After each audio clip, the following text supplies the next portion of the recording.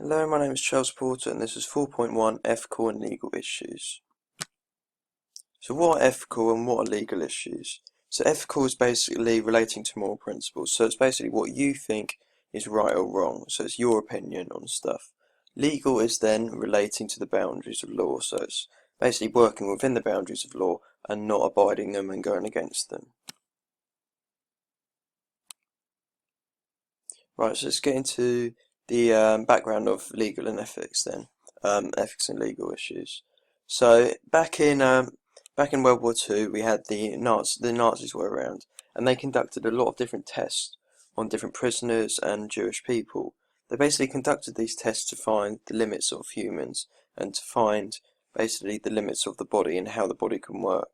So in this picture here, you can basically see people lining up. And what's basically about to happen, so they've basically got diver's gear on, and what's going to happen is they're just about to be thrown into the water to basically, and then be plummeted down to the bottom to see how far their depth is, and to see how long the body can actually stay alive without suffocating. They also conducted different tests, such as they basically tried to find out what the body's limit is before it runs out of oxygen. So they basically put them in different chambers and different places without any oxygen and see how far the prisoners or Jewish people lasted. After the war, shortly after, um, the the Nuremberg Code was released. So this was basically 10 different principles, which basically outlined what scientists can and can't do when conducting an experiment on a human. So now, within that study, they basically found out that they can sort of test animals instead of humans. So that was one of the things that was in the Nuremberg Code. So it was basically 10 principles that scientists are meant to abide by, basically just to keep people safe and out of harm. And then shortly after this, in 1964, the World Medical Association released the Declaration of Helsinki. So this was basically an update of the Nuremberg Code. So as it's a couple of years on, they decided to basically come up with a sort of new Nuremberg Code called the Declaration of Helsinki, which basically consists of 10 different principles again, but it's regarding human experimentation again. It's just basically an update as time has gone through, different equipment is being used and different things are happening, so the world is changing. So therefore, it's just an update. So here we have two studies then. So two studies that were used in the past that possibly were wrong or could be right, as they did give some good explanation and reasons. But yeah, so here we have the Zimbardo study and the Milgram study. So the Zimbardo study was basically a study where um, they had different teenagers become prisoners in a prison, and they also had different people be the prison guards. The idea is that when you get put into a position with a lot of power and authority, you would then use that position for you, and you'd sort of overpower over other people. So what they found out after a couple of days is, so in the first couple of days, the prison guards were actually quite nice and they were quite calm. But after a couple of days, the prison guards then became quite aggressive, and they did lots of torture and lots of harm to the actual prisoners. It got so bad it got so bad it got up to the point where someone actually threw a massive tantrum, and they then really they felt really self-conscious and they really wanted to get out of the prison. So they obviously let that person out. But yeah, so that study basically was studying on the psychological effects on the body when it's put in a certain position. The Milgram study was sort of the same thing, so it's all about psychology again and how it affects them. So here, someone would be put in charge of electrocuting someone. So basically, someone would be sat down in front of a chair. Well, they'll be sat on a chair, and they'll have basically this massive machine in front of them. What they don't know is the person that's actually executing them is just making a noise. They're not actually being executed. what this study basically tried to find the aim was, if someone was in a more powerful role than you and they were telling you what to do, you would then abide by them. So, for example, if your mum was telling you something to do, you would have to abide by them. Whereas if it was your little brother, you wouldn't really look at them and say, "I'm going to do that." So there was basically a test that showed when someone's in a more powerful authority and has a more powerful authority than you, you'd basically do what they say, even though you might think it's wrong yourself. So then here we have the Basis Code of Conduct then. So this is basically up to date now. So this is Basis is basically the British Association of Sport and Exercise Science. So the Code of Conduct for Basis is basically like the Nuremberg Code and the Declaration of Helsinki. It just provides basic information about what sports scientists and other scientists can and can't do. But this company is basically based on sport and exercise science, so it's based on what sports scientists can and can't do when they conduct their experiments. So here you can basically see a handful of the different ethical and legal considerations. So here we have the Institutional Ethics and Review Committee. So the Institutional Ethics and Review Committee is basically like BASIS.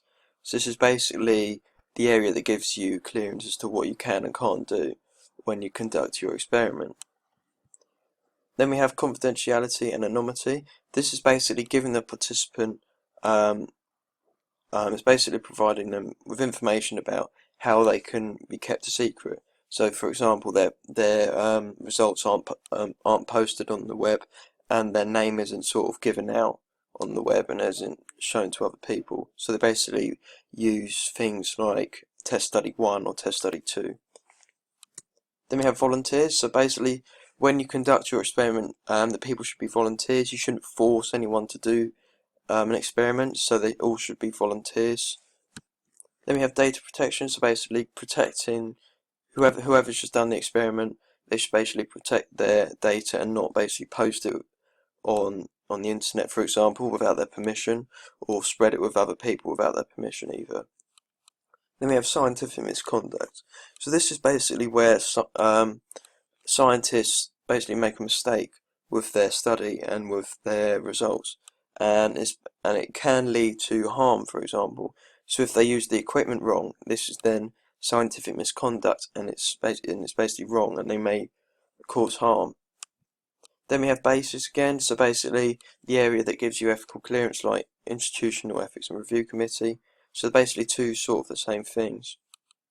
Then we have deception. So deception is basically where someone tells you something that is probably not actually true, but it basically gives you a different sort of viewing of it. So basically, it's basically lying to the test subjects, basically to see how they react. Then we have ethical clearance. So ethical clearance is basically the go-ahead. So it's basically what BASIS and the Institutional Ethics Review Committee basically give you the ethical clearance for the go-ahead of the actual test. So they basically tell you if it's good to go or if it's not, if there's something wrong with it, before you actually conduct it. Then we have informed consent. So informed consent is basically them telling you, so the test subject's basically telling you that they're going to do it. So you've got to give out a form, and they basically got to fill it out saying saying that they're going to do it, and they then have to give informed consent, saying that they are fully up for doing the experiment. Then we have right of withdrawal. So what I said earlier, basically about how the volunteers and the participants can withdraw from the test at any time, as they have the right to, and they don't have to do anything they don't want to do. Then we have participants' disclaimer. So this is basically, so participants' disclaimer is basically saying, so you'd give out a form again, and it would basically say, on the form it would say what they're going to do, and they would then basically say if they abide by all the rules and everything, and if they do as they're told, that they can't suffer from anything, so they can't suffer emotionally or physically. Then we have health and safety. So obviously when you conduct any experiment in school or in different labs or anything, you have to follow the health and safety rules. So basically, before any experiment, you have to be aware of the different hazards. So you have to complete a risk assessment, for example, and you basically have to be aware of the different situations that can go wrong. And basically, this then leads on to research responsibility as well. So basically, the researcher has to be responsible for everything around them, and they've got to be responsible for what can go wrong. Then have equality and impartiality. So basically, using not just male subjects, for example, using female subjects, and also using different range of age groups. So basically, to make the test fair as well, and not just equality, but yeah, so making the test fair as because males and females have slight differences. You need to have two different results for each. Then we have risk-benefit analysis. So this is basically where you have the overall benefit of the actual experiment should be less than the overall risk. So for example, if the experiment was actually high in risk and there wasn't much to it, so there's not much point to the experiment, that experiment should not be conducted, as there's a much higher risk compared to the overall benefit of the experiment. Whereas if the benefits are, say, for example, the cure of cancer was at hand, then that would definitely be a lot higher than the actual risk. So then for example, that experiment could go ahead. So then we have health and medical screening questionnaire. So basically, this is handed out along with informed consent and loads of other different and participants' disclaimer, for example. This is handed out before the experiment, basically, so that the participant and the volunteer can basically give out their medical history and give out basically the health that they have now, and what condition they're in before the test starts. Because if they find out that they're injured, or if they're suffering from an illness or disease at the moment, then the test may not be able to go ahead. And then, as I said, research responsibility then. So this is basically where the researcher, so the scientist, basically has responsibility for anything that goes wrong or anything that goes right, for example. But they're in charge and they have the responsibility for everything. Now we have the consequences, so the ethical and legal consequences. So here in the top left, so we have ethical training. So if something does go wrong within the test, the scientists may have to go through ethical training. So they may have to go through sort of the right things that they should do.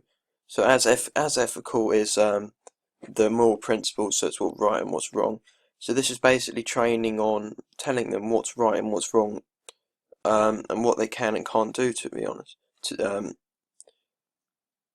So basically, yeah, so it's basically giving them training, more training, basically so it gives them a heads up on what they've done wrong.